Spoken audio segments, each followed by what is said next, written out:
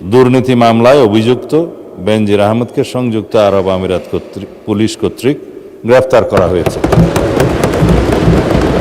আমি এই মহান সংসদের মাধ্যমে সমগ্র জাতিকে জানাচ্ছি যে গত 12 জুন 2026 তারিখে সংযুক্ত আরব আমিরাতের স্বরাষ্ট্র মন্ত্রণালয়ের directorate general of federal criminal police national central bureau NCB Abu Dhabi হতে প্রেরিত একটি ইমেইলের মাধ্যমে বাংলাদেশ সরকারকে জানানো হয়েছে যে দুর্নীতি মামলায় অভিযুক্ত বেনজির আহমেদকে সংযুক্ত আরব আমিরাত পুলিশ কর্তৃক গ্রেফতার করা হয়েছে।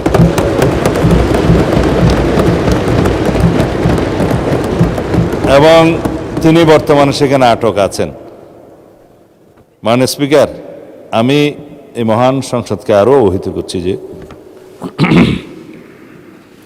এনসিবি আবুধাবি জানিয়েছে যে UAE federal law number 39 of 2006 অনুযায়ী গ্রেফতারের তারিখ হতে 30 দিনের মধ্যে কূটনৈতিক চ্যানেলের মাধ্যমে আনুষ্ঠানিক এক্সট্রাডিশন রিকোয়েস্ট প্রেরণ করতে হবে।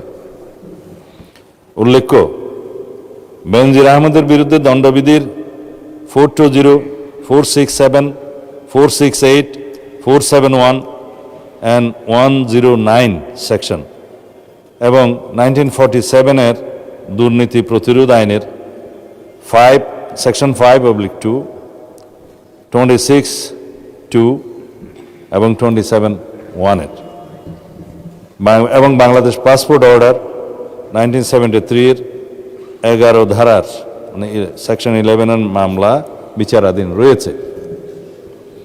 উক্ত বিষয়ে এনসিবি ঢাকা ইন্টারপোল চ্যানেলের মাধ্যমে রেড নোটিশ প্রকাশ, আন্তর্জাতিক সমন্বয়, বিদেশি কর্তৃপক্ষের সাথে যোগাযোগ এবং গ্রেফতার পরবর্তী ফলো আপ কার্যক্রম সম্পন্ন করেছে। দুদক কর্তৃক প্রত্যার্পণের জন্য প্রয়োজনীয় মামলা, গ্রেফতারি পরোয়ানা ও তদন্ত সংক্রান্ত দলিলাদি প্রস্তুত, স্বরাষ্ট্র মন্ত্রণালয় কর্তৃক এক্সট্রাডিশন প্রপোজাল প্রস্তুত ও অনুমোদন এবং পররাষ্ট্র মন্ত্রণালয়ের মাধ্যমে ইউএই কর্তৃপক্ষের নিকট কূটনৈতিক চ্যানেলে আনুষ্ঠানিক এক্সট্রাডিশন রিকোয়েস্ট প্রেরণ করে এনসিবি আবুধাবির সাথে সমন্বয়পূর্বক অতি দ্রুতই তাকে বাংলাদেশে নিয়ে আসা হবে। এটি বাংলাদেশ পুলিশের একটি ঐতিহাসিক সাফল্য।